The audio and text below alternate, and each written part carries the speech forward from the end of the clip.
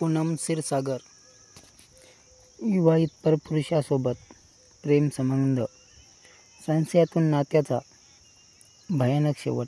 नवी मुंबईतील घटना. पूनम क्षीरसागर या महिलेच्या हत्येप्रकरणी आरोपी टॅक्सी चालकाला अटक करण्यात आली आहे.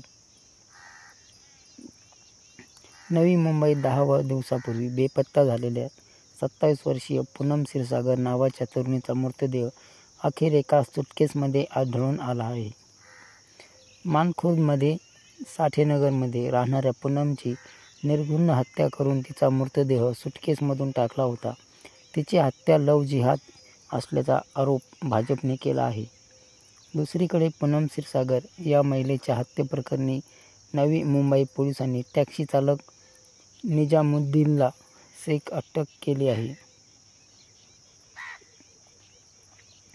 पोलिसांनी सांगितले की 25 एप्रिल रोजी सकाळी पूनम क्षीरसागर या 27 वर्षीय महिलेचा मृतदेह छिन्नविच्छिन्न अवस्थेत चिरनेर उरण जंगलात तिथे रस्त्याच्या कडेला ब्लँकेटमध्ये गुंडाळलेल्या अवस्थेत आढळून आला होता.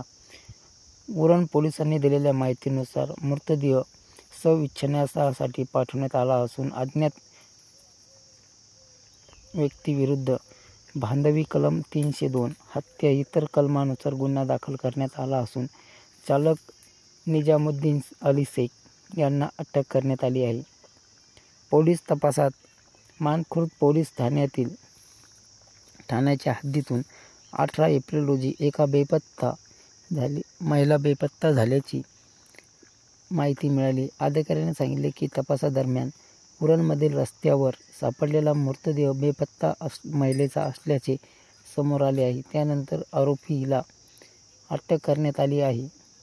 मृत महिला पूनम क्षीरसागर हिचे आणि आरोपी निजामुद्दीन अली शेख सोबत 4 वर्ष प्रेमसंबंध होते. आरोपी निजामुद्दीन याचे आधीच लग्न झाले होते आणि त्याला मुलगाही होता. त्याचे कुटुंब उत्तर प्रदेशमध्ये राहत होते, तर तो मुंबईतील नागपाडा परिसरात राहत होता. मृत महिला आणि